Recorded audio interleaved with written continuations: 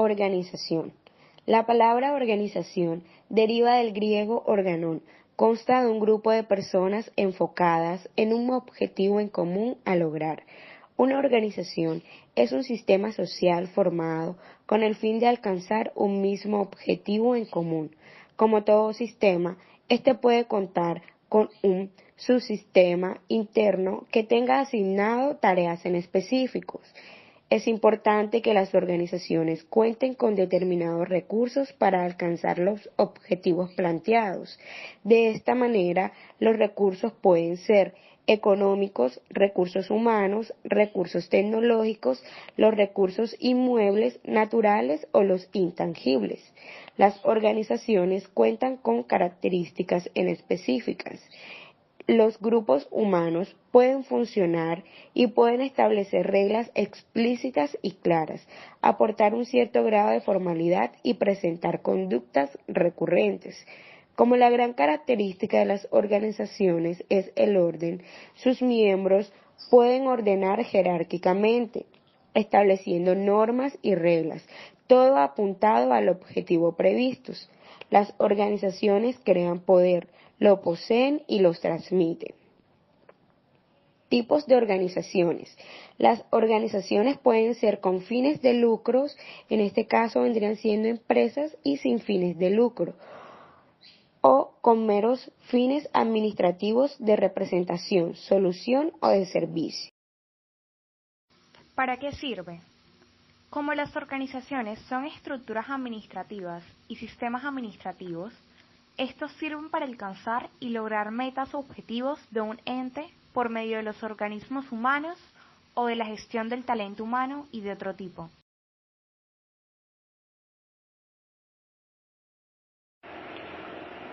Como objetivo se denomina el fin al que se desea llegar a la meta que se pretende lograr.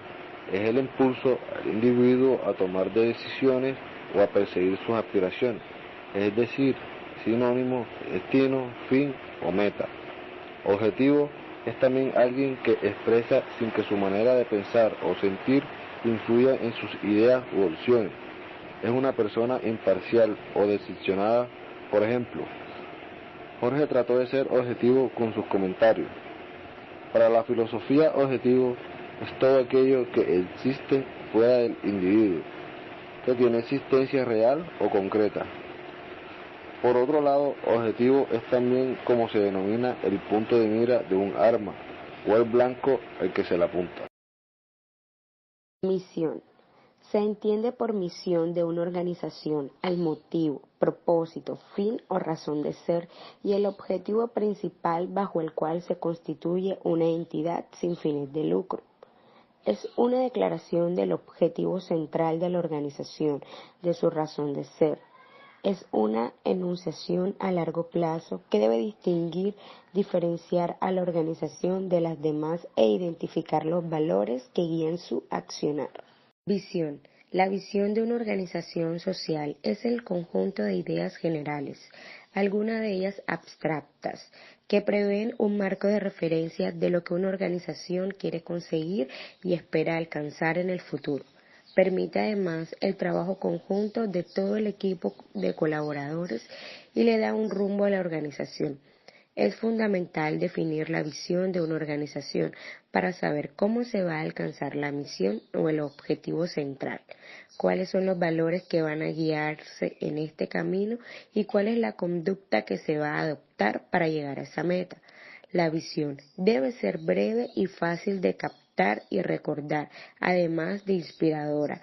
Debe transmitir una idea triunfal, algo positivo que resuma a la meta que se quiere llegar.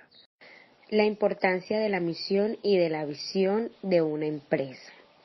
La visión y misión de una organización son declaraciones o manifestaciones que guían u orientan las decisiones y acciones y conductas de todos los miembros de una empresa. La misión y visión definen la base de la compañía, representan el porqué y para qué existe dicha firma y todas las líneas laborales que se trazan en relación a estas definiciones. En ambos conceptos Estas ideologías están más arraigadas a los valores y propósitos con los que se articula todo el desarrollo de la organización.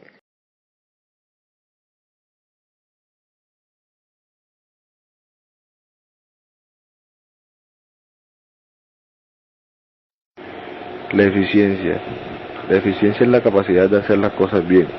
La eficiencia comprende un sistema de pasos e instrucciones con los que puede garantizar la calidad en el producto final en cualquier área. La eficiencia depende de la calidad humana o motora de los agentes que realizan la labor.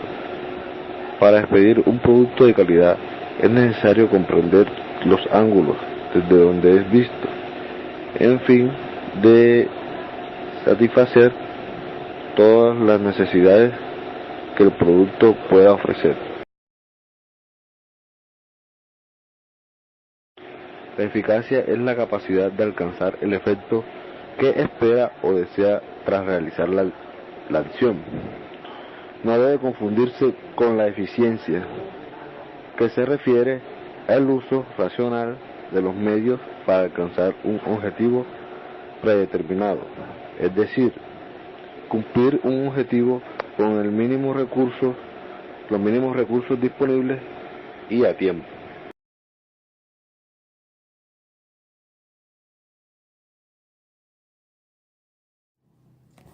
Organización racional del trabajo. Frederick Winslow Taylor es uno de los padres del concepto de administración científica.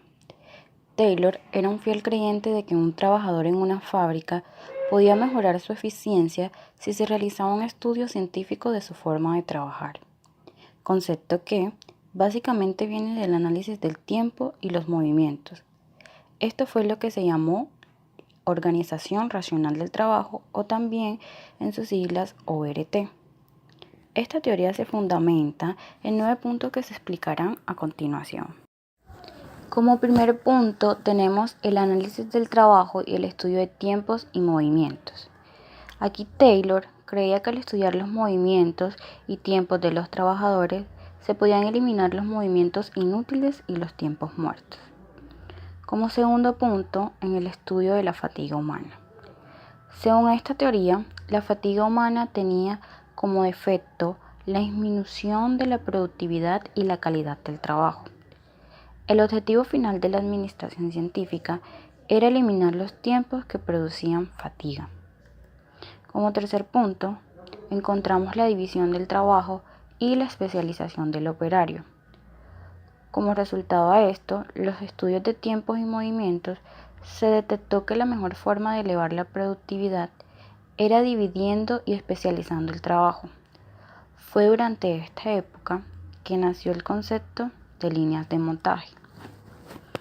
En el cuarto punto tenemos diseño de cargos y tareas. Bajo la teoría de Taylor, el diseñar cargos con tareas específicas facilita el reclutamiento y disminuye los costos, ya que se puede contratar mano de obra más barata. Además, también se disminuyen los errores de ejecución del trabajo. En el quinto punto encontramos los incentivos salariales y los premios por producción. La administración científica plantea que los incentivos salariales y premios por producción son una forma de lograr la colaboración del operario. Bajo este concepto, los salarios debiesen ser por producción, por piezas ensambladas y entre otros conceptos. Como sexto punto encontramos el concepto del homus economicus.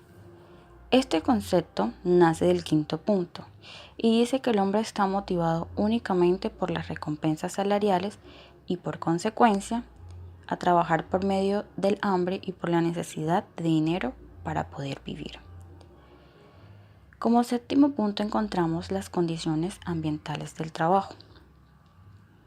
Según esta teoría, el trabajador será más eficiente en la medida que tenga las condiciones laborales para poder desarrollar su trabajo. Dentro de esta, la mejora del ambiente físico, mejores herramientas de adecuación de los equipos para el mínimo esfuerzo del operador. Como octavo punto encontramos la estandarización de métodos y maquinarias. Llegado a este punto, es necesario estandarizar los procesos para disminuir la variabilidad del resultado final. Y como noveno punto y punto final, encontramos la supervisión funcional. Taylor creía que en la supervisión funcional del trabajador, es decir, cada persona podía tener varios supervisores con una autoridad suficiente como para corregir la ejecución de las tareas.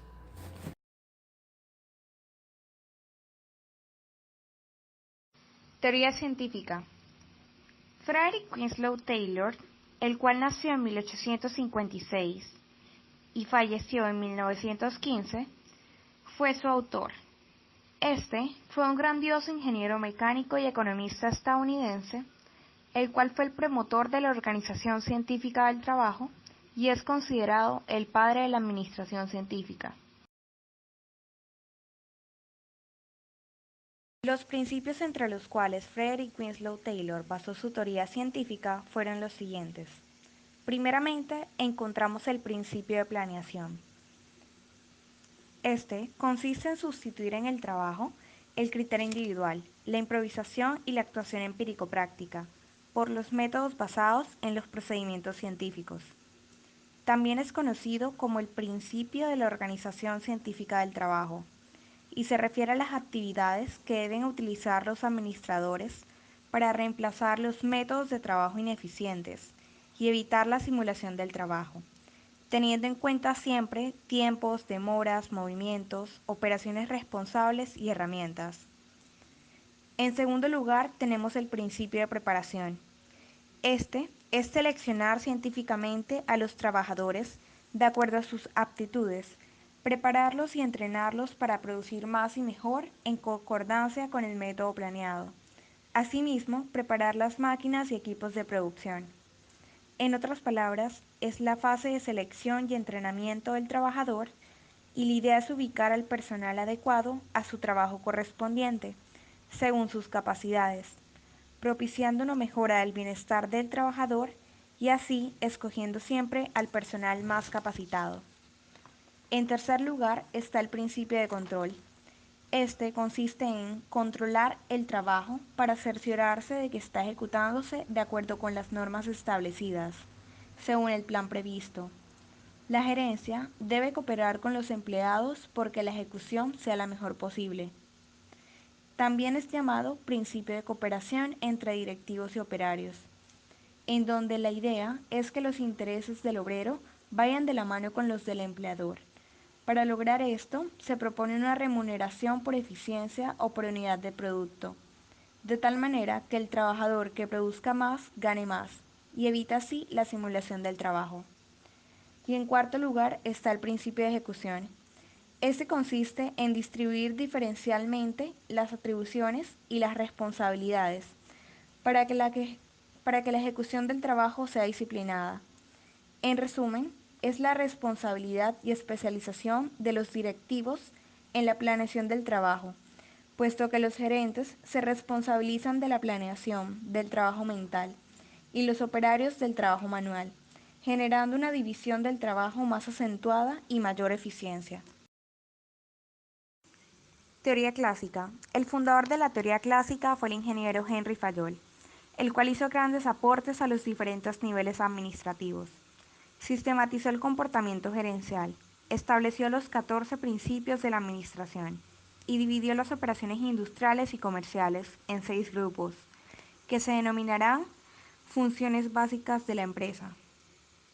La teoría clásica surgió poco después de la Revolución Industrial, debido al crecimiento acelerado de las empresas y a la necesidad de aumentar la eficiencia y la competencia de las organizaciones, y por consiguiente surgió así la división del trabajo. Fayol basa su teoría en unos principios, los cuales son flexibles, adaptándose a cualquier circunstancia, tiempo o lugar. Ellos son: primeramente está la división del trabajo, puesto que para un mejor desempeño en el trabajo, la especialización es fundamental. Entre más se especializa el empleado, mejor será su eficiencia. Segundo, autoridad. Los gerentes tienen que dar órdenes. No siempre conseguirán la obediencia si no tienen autoridad personal, o sea, liderazgo. Tercero, disciplina.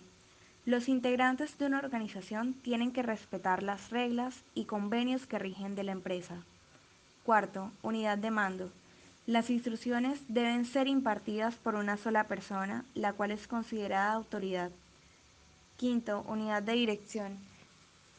Es llegar a un objetivo tomando actividades en común y dándoles un jefe. Y para llevar a cabo estos objetivos debe existir un plan coordinado, aprobado y autorizado por los gerentes involucrados. Sexto, subordinación de intereses individual al bien común. En cualquier empresa, el empleado debe tener una preocupación primaria por la organización. Séptimo, remuneración del personal. La comprensión del trabajo debe ser equitativa, para los empleados como para los empleadores, pues trabajos iguales, salarios iguales.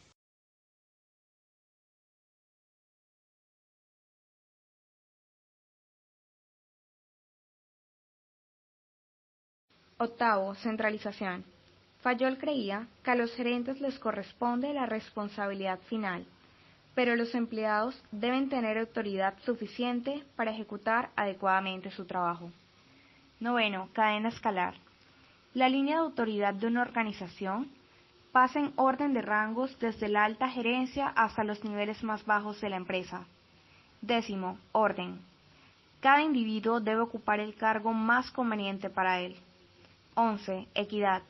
Los administradores deben ser amistosos y equitativos con los empleados, firmes pero justos. 12. Estabilidad del personal. Para un eficiente funcionamiento en la organización, la baja rotación del personal es lo más conveniente. 13. Iniciativa. Debe darse libertad a los empleados para expresar y llevar a cabo sus ideas, aun cuando a veces se cometan errores. 14. Espíritu de equipo. Promover el espíritu de equipo dará a la organización un sentido de unidad.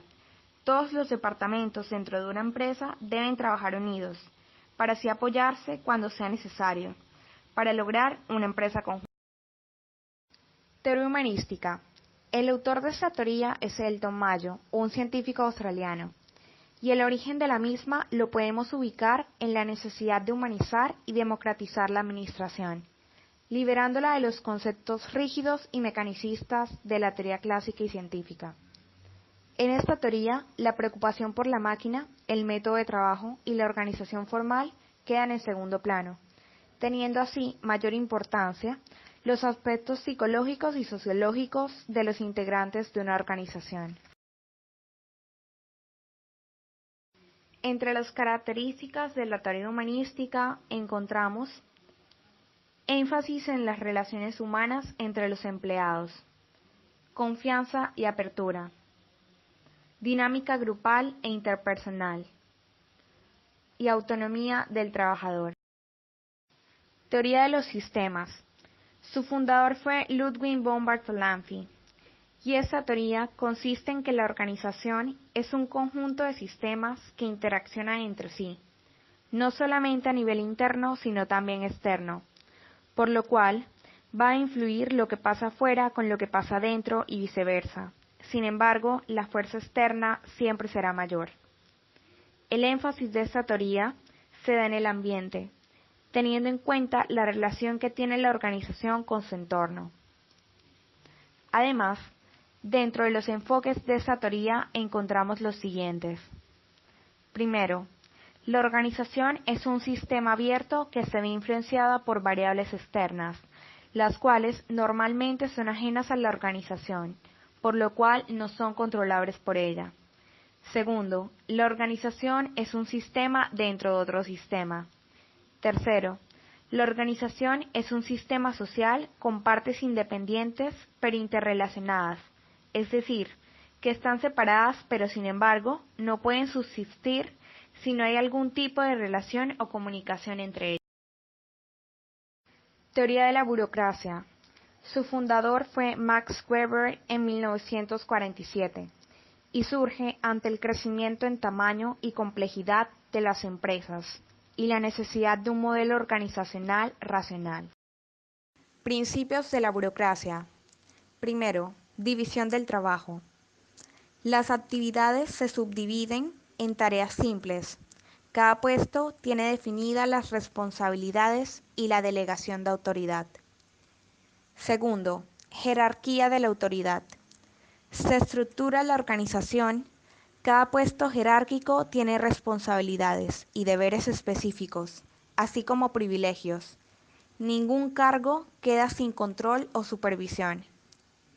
Tercero, racionalidad. Todos los miembros de la organización son seleccionados con base en el mérito y la competencia técnica, y no en preferencias personales que les permita alcanzar un desempeño adecuado. Cuarto, se evita la corrupción, puesto que se da la diferenciación clara de los bienes y de los ingresos de los miembros e ingresos otorgados por su trabajo en la organización. Quinto, reglas y normas. Las decisiones administrativas se basan en reglas, disciplinas y controles relacionados con el cumplimiento de los deberes, regulando la conducta de quien ocupa cada cargo. Estas normas facilitan la evaluación rápida del desempeño de cada participante. Teoría estructuralista. Formada fundamentalmente por Mitai Etzioni y Max Weber. A final de la década de 1950, la teoría de las relaciones humanas entró en decadencia, y es aquí donde la teoría estructuralista significa un desdoblamiento de la teoría de la burocracia y una ligera aproximación a la teoría de las relaciones humanas. Representa además una misión crítica de la organización formal.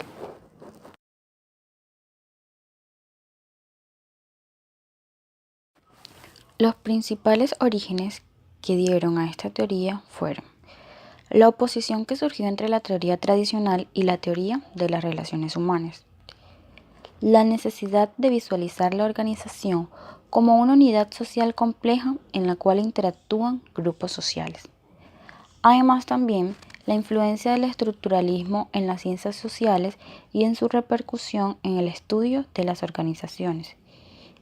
Y por último, el nuevo concepto de esta estructura dentro de las organizaciones. Es aquí donde vemos la sociedad de las organizaciones. Aquí encontramos una estandarización por etapas, en la cual encontramos etapa de la naturaleza, etapa del trabajo, etapa del capital y etapa de la organización. Además, esta teoría plantea un hombre visualizado como el hombre organizacional. Este hombre organizacional debía de cumplir con ciertos aspectos: flexibilidad, tolerancia, capacidad de posponer las recompensas y el permanente deseo de realización y superación dentro de las organizaciones. Teoría neoclásica. Esta teoría surgió al final de la década de los 50. Su principal representante fue Peter Drucker. Además, se dice que los autores neoclásicos no forman propiamente una escuela definida, sino un movimiento heterogéneo, que recibe las denominaciones de la escuela operacional o de proceso, definiendo esta teoría como un enfoque universal de la administración. La teoría neoclásica dejó 5 características fundamentales. Dentro de esta tenemos el énfasis en la práctica de la administración, la reafirmación relativa de los postulados clásicos, el énfasis en los principios generales de la administración, énfasis en los objetivos y en los resultados, y por último, el eclecticismo.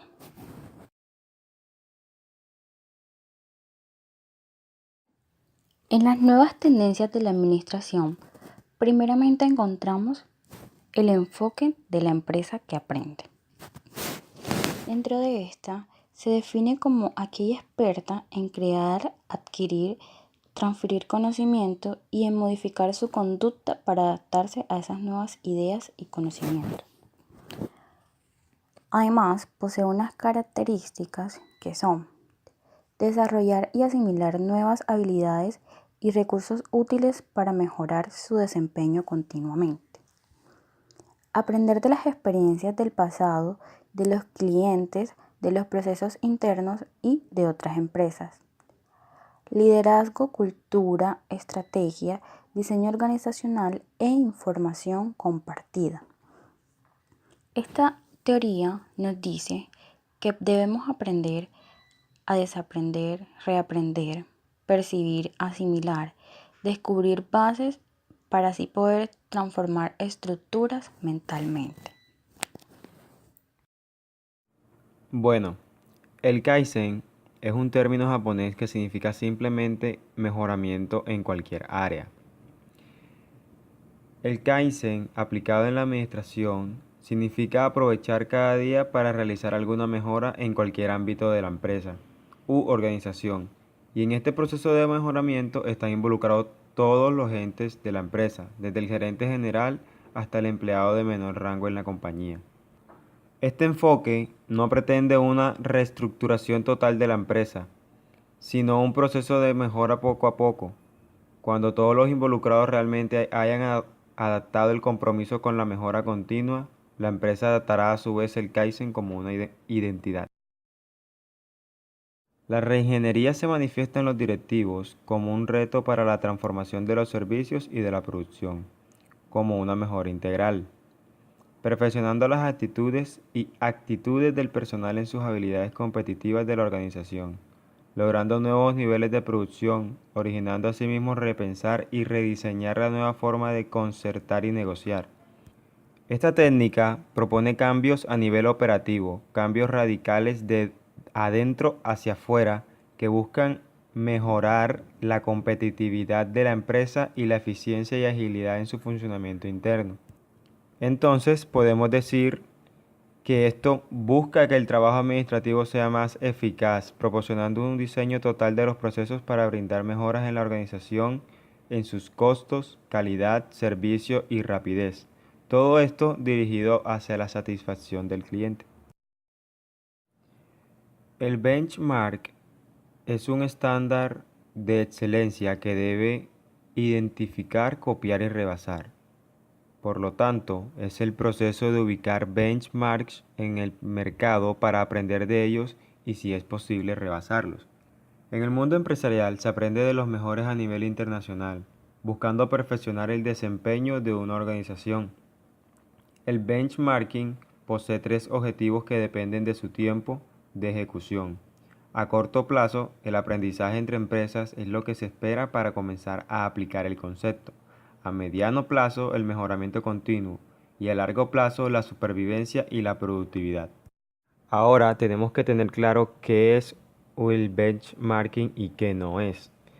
El benchmarking no es un evento que se realiza una sola vez. No es un proceso de investigación que da respuestas sencillas. No es copiar o imitar. No es rápido y fácil y no es una moda.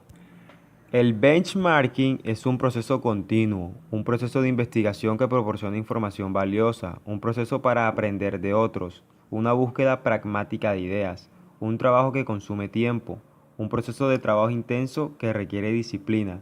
Es una herramienta viable que proporciona información útil para mejorar prácticamente cualquier actividad de negocios. Entonces, podemos decir que el benchmarking es una técnica para buscar las mejoras prácticas que se pueden encontrar fuera o a veces dentro de la empresa, en relación con los métodos, procesos de cualquier tipo, productos o servicios, siempre encaminada a la mejora continua y orientada fundamentalmente a los clientes.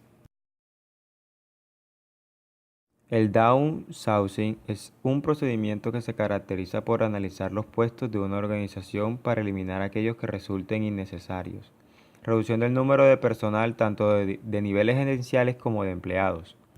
Las principales ventajas son la reducción de los costos, la disminución del tiempo en la toma de decisiones, la simplificación de la estructura organizacional y la reducción del papeleo producto de la excesiva solicitud de reportes. Sin embargo, la correcta selección del personal innecesario debe realizarse con total ética y como resultado de un profundo y objetivo análisis de puestos, ya que de no ser así, puede arruinar el proceso de logro de utilidades más altas, o bien puede incrementarse la carga de trabajo, menores oportunidades de promoción e inseguridad laboral para quienes permanezcan en la empresa después del downsizing. Entonces, podemos decir que el downsizing es una forma de reorganización o reestructuración de las empresas, mediante la cual se lleva a cabo una mejoría de los sistemas de trabajo, el rediseño organizacional y el establecimiento adecuado de la planta de personal para mantener la competitividad en el mercado en el cual ésta se encuentra. Empowerment, empoderamiento o poder compartido. Como sabemos, la toma de decisiones siempre ha sido un factor atribuible solo a los altos directivos, es decir, solo a quienes tienen el poder. El empowerment busca que este poder de decisión se distribuya a otros niveles, así a mayor diversidad de pensamientos, destrezas, actitudes y capacidades, mayor el rango de respuestas adaptativas.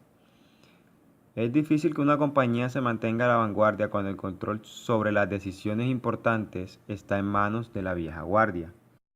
El empoderamiento es la herramienta de gestión que se emplea en las áreas de la empresa para conseguir mejores resultados. Básicamente consiste en delegar o transmitir autonomía, responsabilidad y poder a los trabajadores de una empresa para que ellos puedan resolver los problemas y tomar decisiones sin que sea preciso tener la aprobación de los superiores. De esta manera, los empleados se sienten dueños de su propio trabajo. Uno de los objetivos principales del empoderamiento es distribuir niveles correctos de poder y responsabilidad en toda la organización, para de esta manera potenciar el papel de los miembros dentro de la comunidad.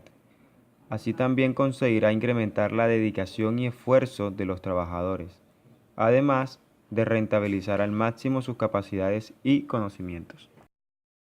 Prospectiva estratégica. En el contexto empresarial moderno en constante redefinición e incertidumbre, la toma de decisiones y la generación de estrategias anticipadas son puntos medulares en el éxito de cualquier organización. La toma de decisión suele basarse en datos estadísticos sobre acontecimientos pasados o presentes, pero se requieren además métodos para tomar decisiones de orden estratégico basados en lo que podría pasar, es decir, métodos basados en datos a futuro. La prospectiva estratégica es el estudio sistemático de posibles condiciones del futuro.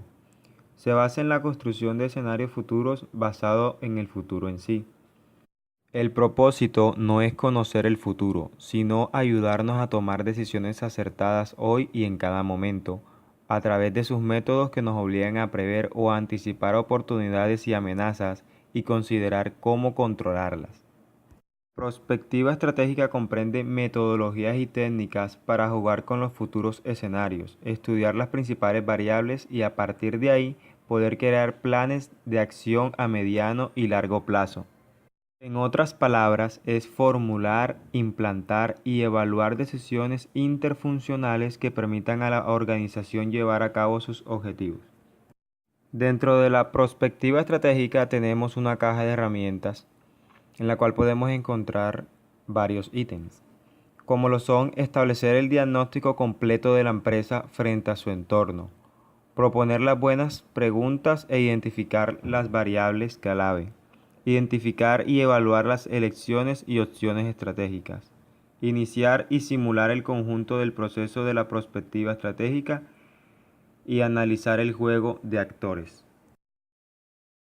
La tercerización hace referencia a la obtención del recurso externo. Así la empresa puede incorporar elementos de los que no dispone, dejando de lado la preocupación de invertir su esfuerzo y dinero en necesidades que no resultan críticas y se concentra en mejorar su competitividad. La empresa que comete un proceso de tercerización deja de gestionar internamente la operativa de una serie de funciones que no están relacionadas con sus competencias principales para adquirirlas a un proveedor externo. Liderazgo y coaching. Es un entrenamiento que acompaña a los empleados a lo largo de su estancia en la organización y no solo en la fase de capacitación o inducción. Se requiere para esto líderes preparados y realmente comprometidos con la calidad y la superación de sus empleados. Como se ha mencionado anteriormente, el aprendizaje de los empleados se traduce en aprendizaje para la organización y esto a su vez se traduce en competitividad. El coaching es el proceso por el cual los supervisores están en contacto con los subordinados y por el cual los supervisores pueden obtener lo mejor de sus empleados. E-commerce es otra modalidad operativa de los negocios actuales que comprende la compra y venta de productos o servicios basando la transacción en tecnologías de la información y la comunicación. Este intercambio de bienes y servicios puede ocurrir entre particulares y empresas y de empresa a empresa.